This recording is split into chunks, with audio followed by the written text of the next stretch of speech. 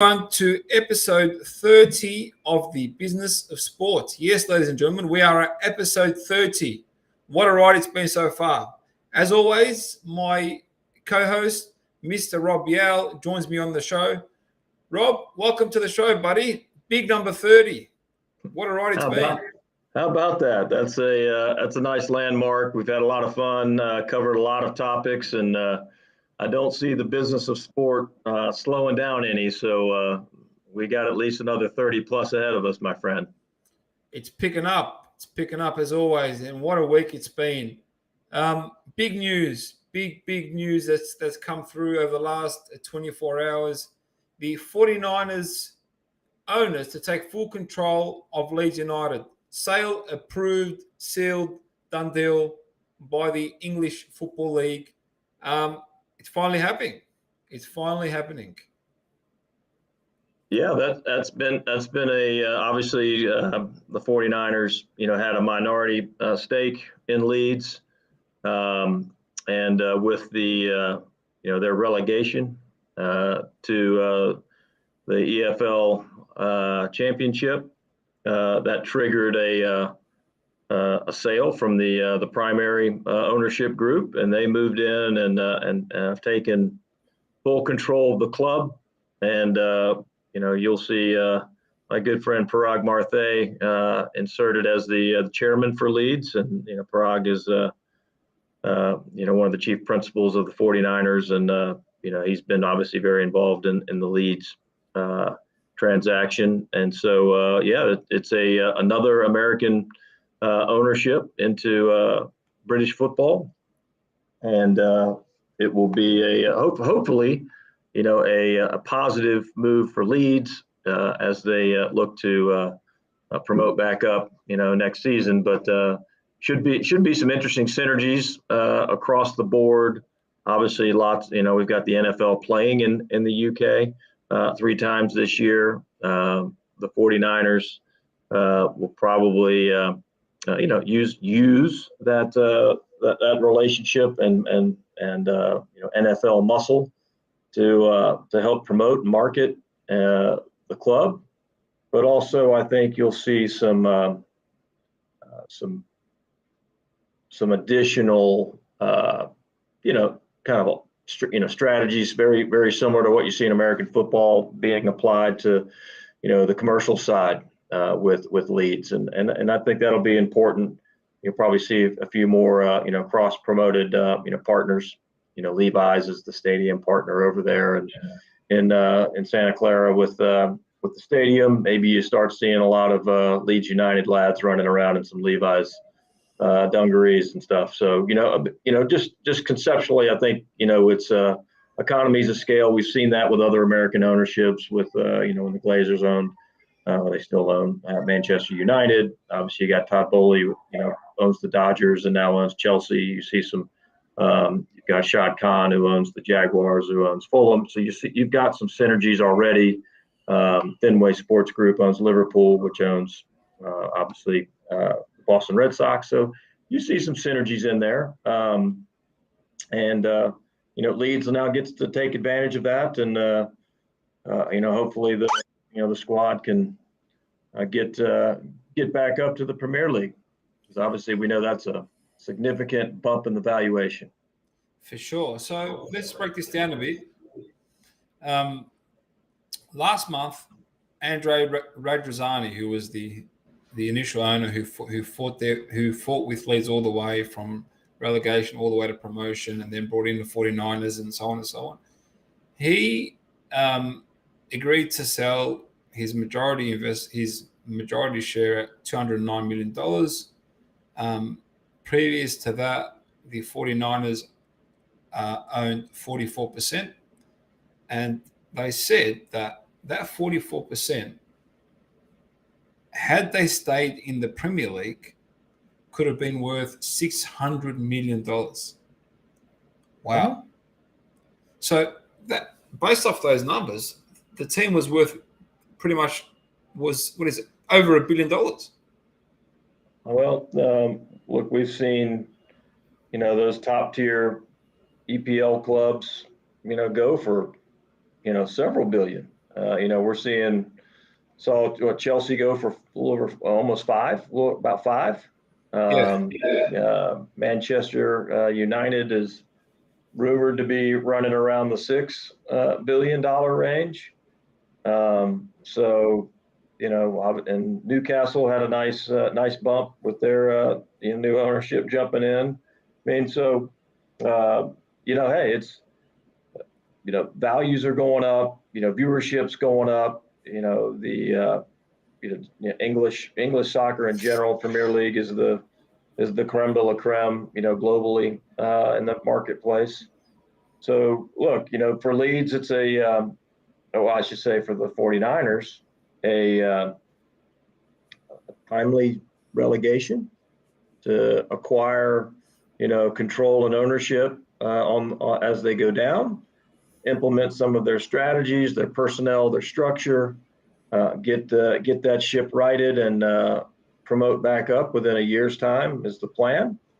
And then you got a nice little boost on your investment as the majority owner of the club. So, power lies within the man with cash, at the end of the day. So they, actually, took advantage of the opportunity. And again, obviously that opportunity, doesn't bump immediately if they don't, promote up next year. Obviously that's the goal and the plan, but, nothing's guaranteed, but that's certainly something that, you can watch closely, but for me, we'll watch how they, what are some of the commercial deals that get done? Is there any, staff, restructure with, commercial director and down? I think philosophies are going to be put in place. Obviously, there is the relationship with Elevate, which is an entity, sub-entity of the 49ers group. So you'll see them get involved, just to expand, the sales footprint, with that group, start taking a look at the, renovations to Ellen Road, and does Ellen Road perhaps have a name on it by this time next year? We'll see. Yeah, I mean that's an iconic stadium that's been around English football for many, many years. I remember growing up watching Harry Kuehl and Mark Viduka playing there, and being an Aussie, that was I used to go for Leeds. So until Harry Kuehl moved to Liverpool, and then he took me with him. So interesting. So if they were to come back to the Premier League, it would be an amazing return on investment. I mean, what a bump! Absolutely. What a bump that would be. All right, let's see the way all this plays out. It's going to be an interesting cross promotion between football and European football, soccer and football in America. You got a premier NFL team, and you got a soccer team in Europe that's just been relegated. And could Leeds United become America's most loved club, overtaking Wrexham FC? Maybe. We'll see. We'll find out. Yeah. Who knows? I mean, obviously we had, three high-profile Americans, member of our men's national team on the squad. We've seen one get transferred. We're still discussions on where Aronson and Adams end up, but we'll see. But obviously, look, having some high-profile Americans, having American ownership, we'll probably see some other young American talent maybe end up there. It'll be quite interesting, but certainly fun to watch, and wishing the best to our friends at the 49ers as they embark as the majority owners of the club. Absolutely. All right, we're staying on football/soccer. FIFA threatened the blackout of the Women's World Cup in Europe. Wow. So here's a bit of backstory. This is the first time FIFA has separated the female football rights from the male football rights. And their goal was to obtain global broadcast fees of about $300 million. Unfortunately, they weren't able to get there. They got closer to the $200 million. And part of the reason is the European market let them down a bit because of the time difference between Australia, New Zealand, and Europe. So it's going to be very hard for them to engage audiences during that time. But in the US, I mean, Fox is doing very, very well. They had strong ad sales. They sold out 90% of their inventory by June, and they've done 50% more than the 2019 tournament because it works really well for a morning slot in the US, which is an evening slot in New Zealand. Yeah. So it works a lot better than what it did with Europe, and yeah, but I'm quite surprised at the fee targets because I would have thought it was a bit more. There's been a lot of talk and hype around women's football. Should we have seen the 300 million reached? Well, based on commercials here, not feelings. We're talking about business. No. Again, I always say, the market always speaks, right? Yeah. You can. It's one of the reasons when we're involved in selling any property, we like to get third-party analytics involved and take any emotion or personal feelings out of it, and really get that objective look at it. I would say in this case, you alluded to probably the primary reason is it's going to be middle of the night, broadcast times in Europe, for those teams, the Lionesses and the French club and et cetera, that they're playing, an early evening, game, a match over in New Zealand or Australia, then it's, 2 a.m. in the morning, something like that, in England. It's look, watch parties will still happen, but it's still not the audience that you'd want. You're not getting a lot of high profile, engaged audiences at that hour. And so, ultimately, that does hurt. I mean, that's certainly something that FIFA needs to understand when factoring in, the World Cup rights. Obviously they separated them out this year, and maybe this was probably the one year you kind of still keep them bundled with, given that you've got France and you've got, USA and, and New Zealand, women's World Cup coming. So at the end of the day, look, brands, and advertisers and rights holders, are businesses. They got to make sound, business decisions. I mean, so there's not a real reason to overpay for rights when you're not going to be able to get the return from the advertiser. I mean, I'm sure that they would have paid $300 million if they could have justified the number. And it doesn't have anything to do with the popularity of the women's game. Obviously, it sells out here in the U.S. because we've got a team going for their third consecutive World Cup title. So everybody loves the winner, right?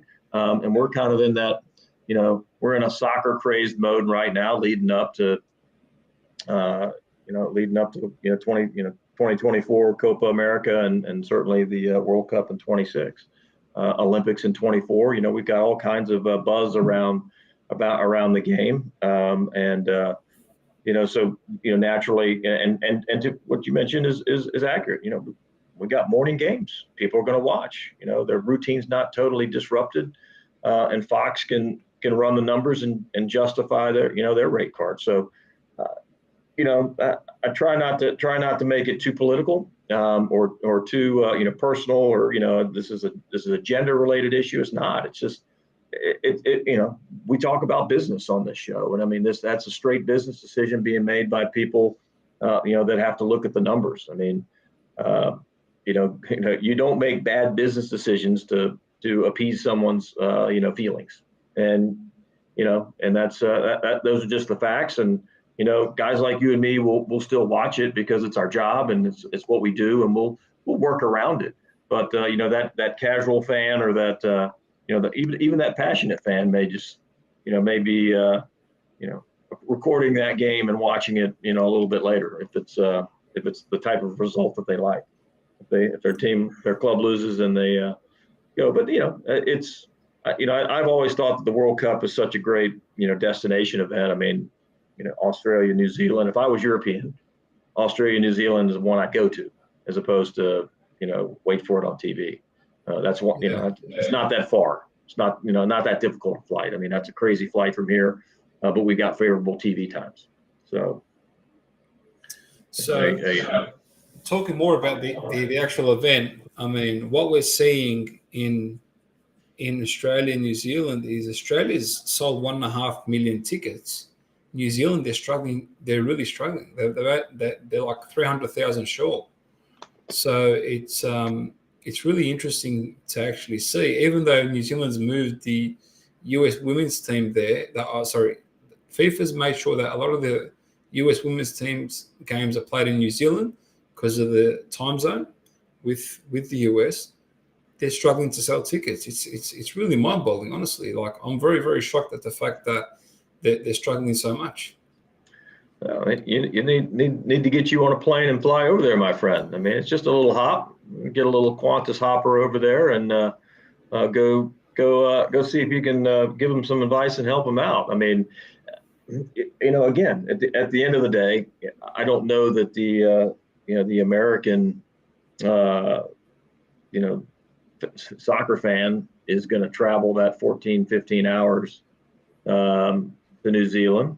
More than that. Obviously, the parents and the families of the players probably end up going, but Sam's Army, we've just gone through, a World Cup. I mean, not a World Cup, but a Gold Cup and a Nations League. Two back-to-back tournaments with the men, and obviously lots of games been going on here, and you've got an Olympics right after this in France. There's probably people going, hey, I'm going to go to the Olympics versus going down to Australia. I mean,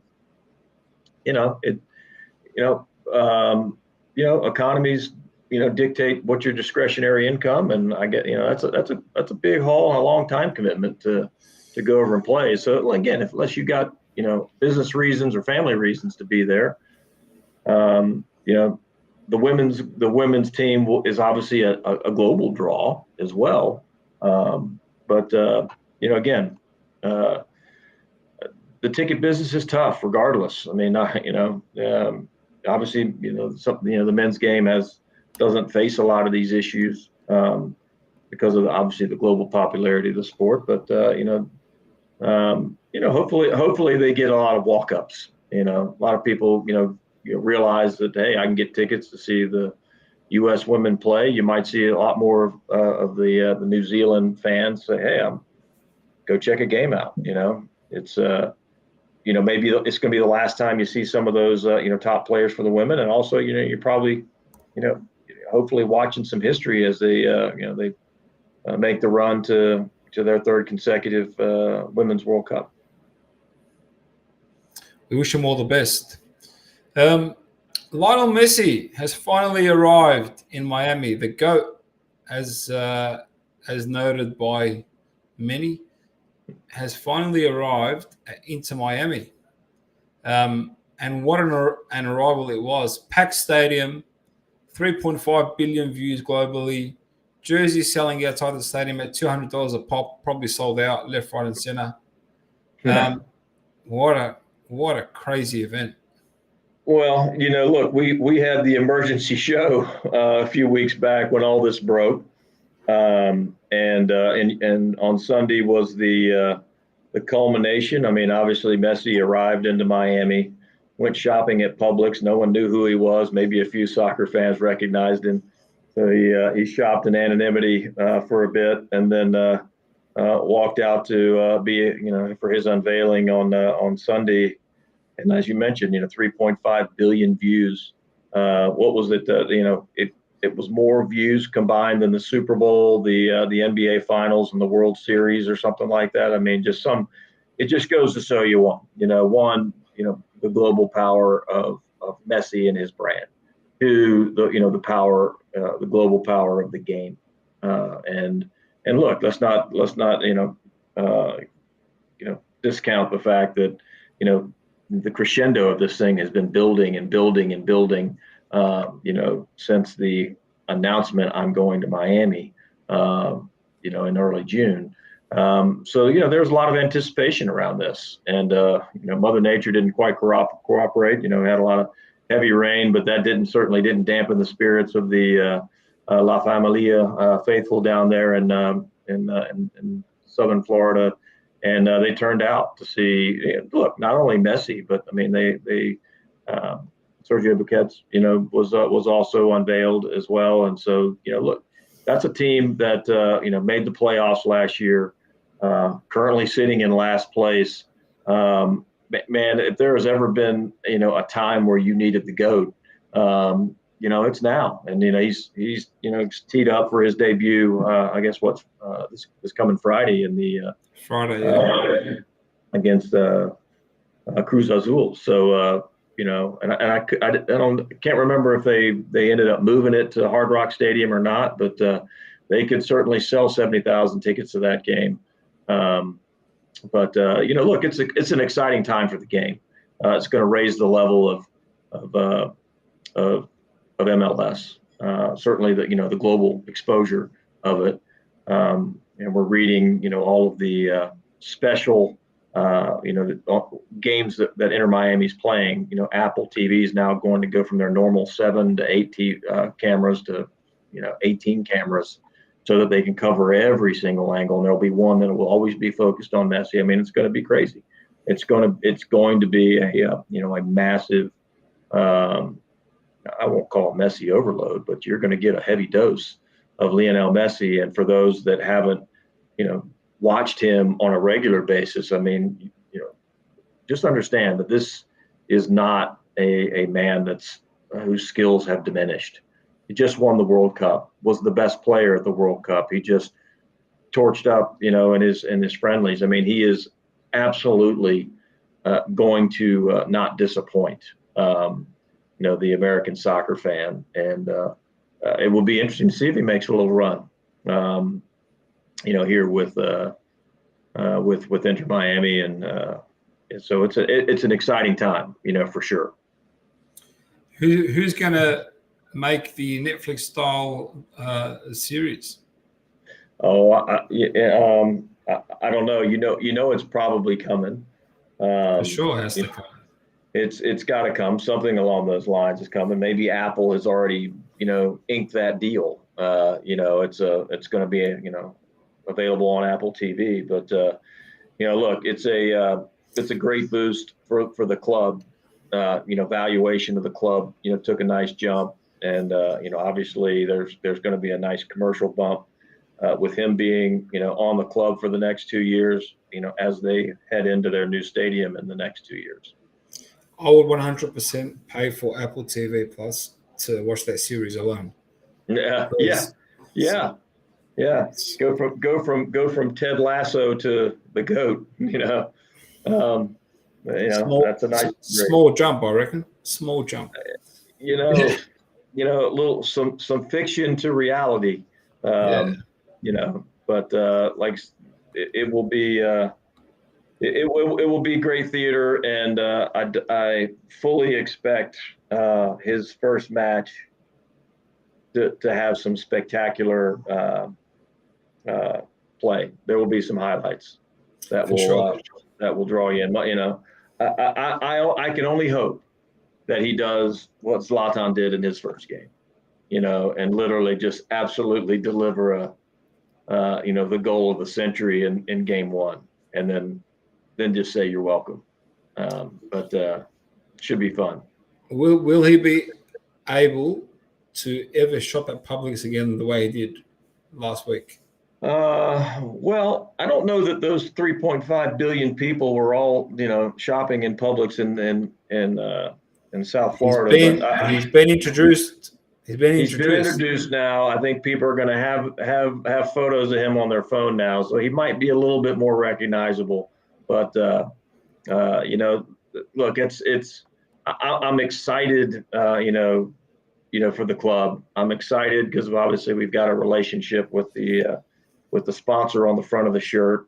We've been this was just a discussion as a possibility 3 years ago when that deal was signed, and then so it's just kind of neat to see all this kind of play itself out and come to fruition and deliver, as big as we had thought, for the brand, for the club, for the game.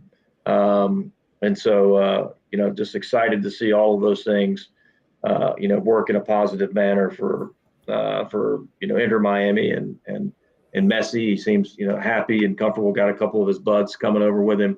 Kind of a side story. I was traveling back on Saturday, and they were in the same airport where I was in Charlotte because they were playing FC Charlotte.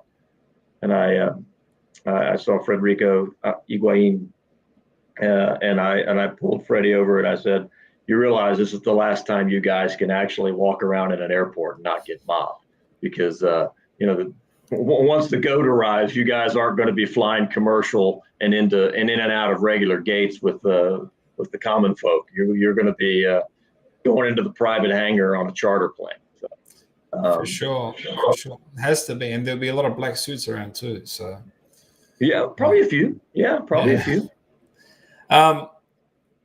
Sponsor name. Come on. XBTO. There you go. Yeah, big day for them to be part of that. 3.5 billion viewers. Leading up to this, there's been lots of pirated jersey sales that still have XBTO. There, like you mentioned, they were selling the authentic jerseys there at the stadium on Sunday. Fanatics immediately dropped the Messi custom jersey on their site. I've been kind of following it, trying to buy a Messi jersey, customize a Messi jersey ever since they announced, and it won't let you. It's not available. And then obviously Sunday night, boom, drops 194 Messi jersey, number 10. You get it's all there. No, I haven't got one yet. I have one coming. But it's. Do we have a number yet on sales? I haven't seen a number yet. No, I haven't seen the number, but we had run our analysis early on in this process, just from a valuation standpoint for the client, and let's just say that our numbers, were somewhat. We were trying to be somewhat conservative, and still it was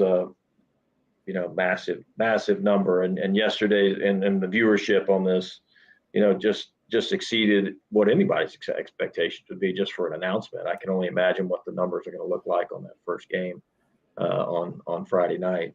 But we estimated that Sunday's event generated about $3.5 million worth of exposure value for XBTO, given their position as the primary sponsor on that shirt when it was being held up and presented to all the players introduced that night. But in general, that once the GOAT held up that pink number 10, it was lights out. I mean, it was that photograph moment. I mean, look, when we announced it, Bex is holding it up, and that was a pretty big deal.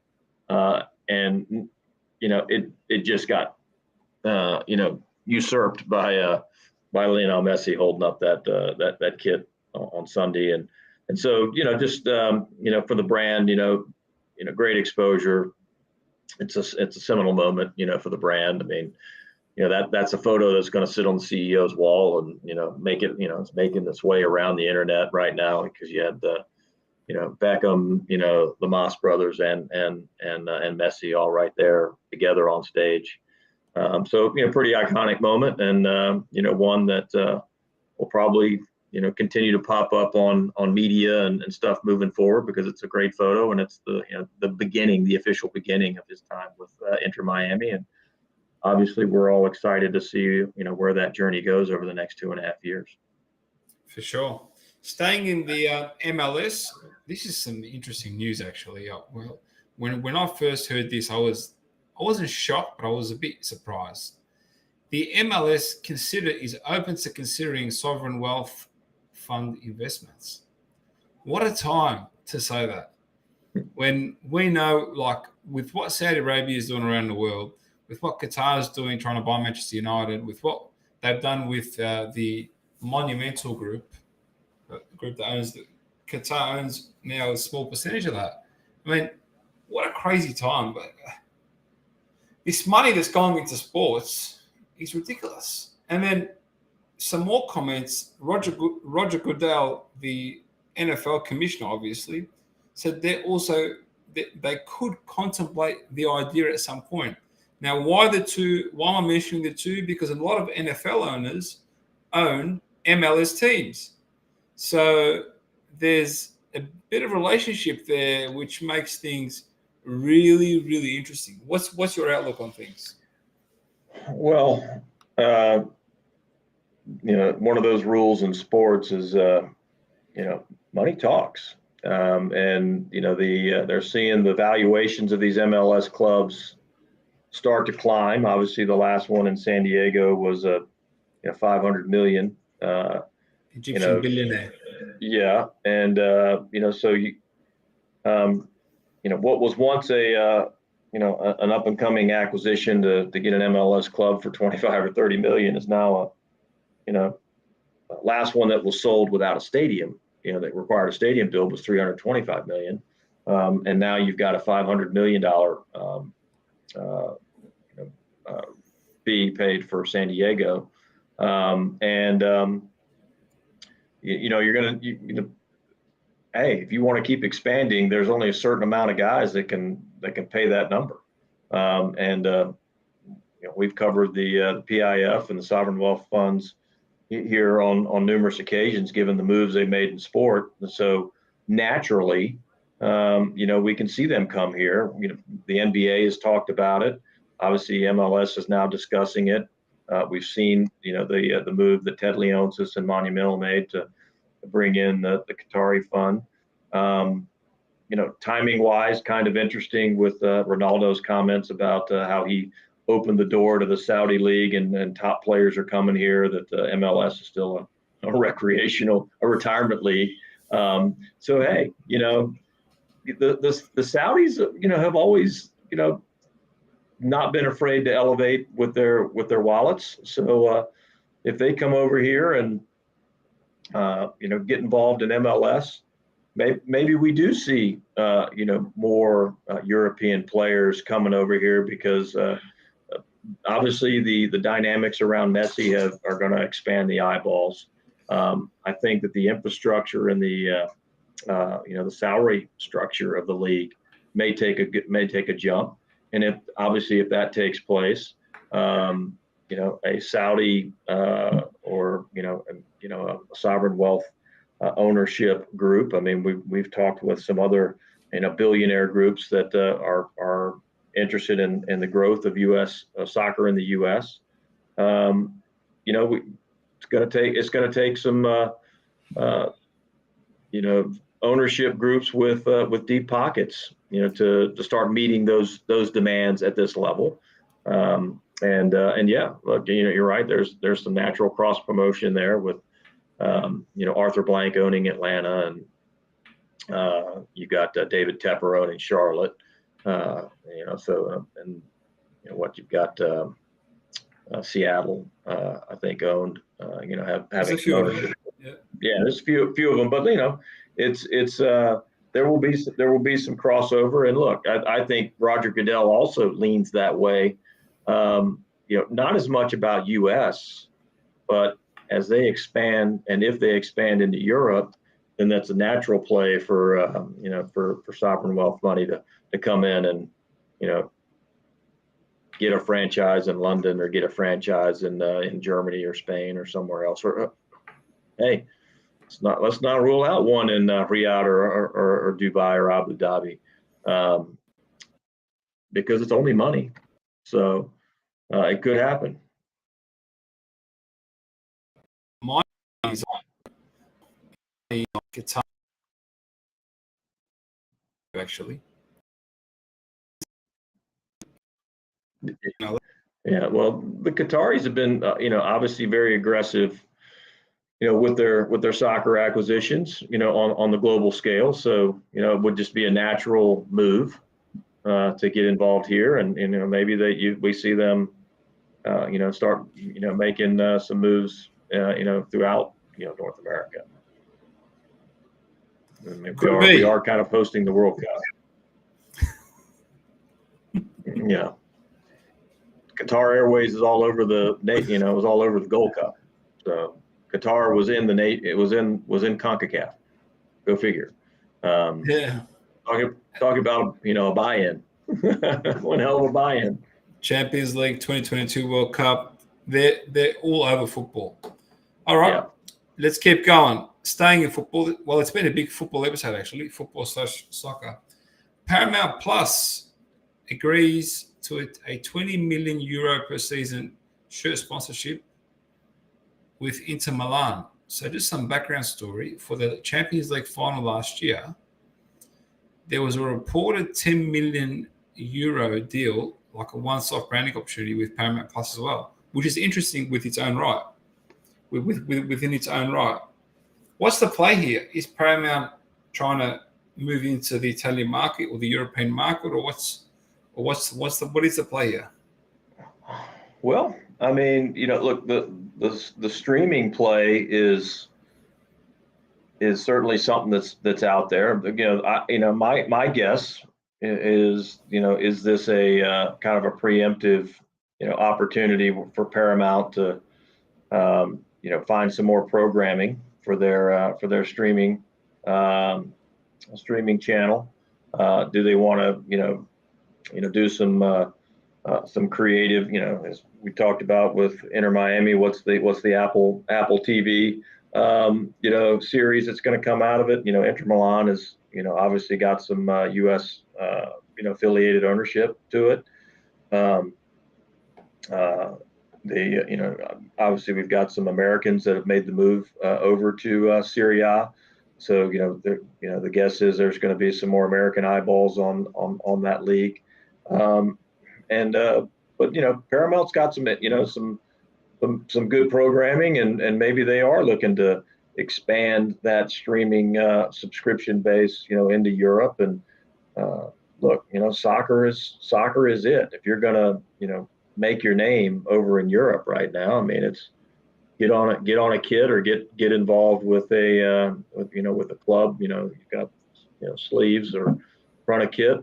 Find a way to expose your brand to a global billions of eyeballs that are consuming the sport, and so that's kind of my thought there. But again, I haven't read anything that says, hey, Paramount's coming out with a new Hard Knocks series. Not yet. But heck, the writer strike is going on. You're going to need some programming, and there's nothing like some live content, from a club you sponsor. For sure. Interesting to see how that deal plays out. It's a big one. It's a big number, good number, and obviously they had what was it, Digibet, that was something like that. Yeah, they lost a crypto partner off the front of the kit, so Paramount's a safe brand, if you will, not going anywhere. So carries a little bit of cachet to it. So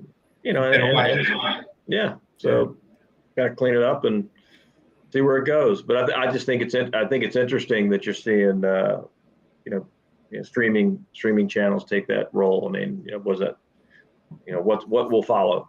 So it should be interesting.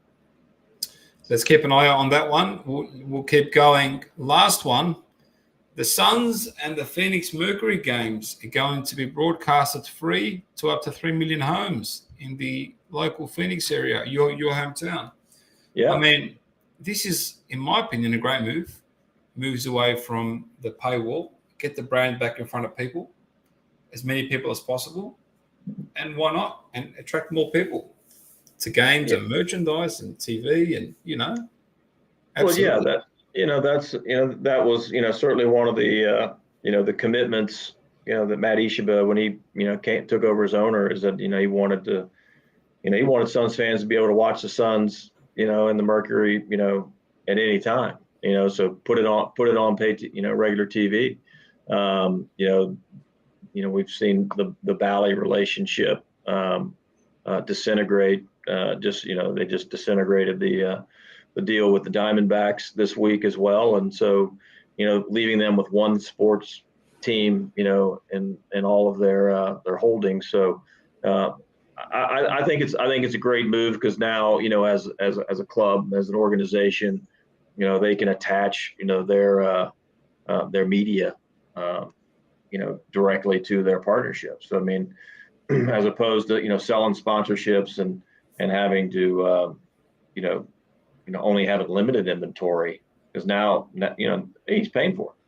He's paying for it. He's buying. It's the time he's selling the ad space, and now there'll be complete synergies across sponsor and broadcast.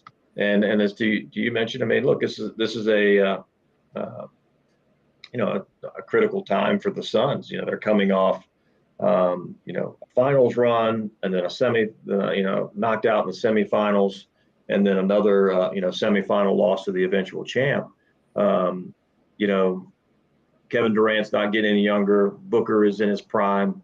You've seen you've traded Chris Paul. You've got Bradley Beal. You've got you just traded away campaign. You signed Bol. You're trying to build an organization and a team that can make a run, because Denver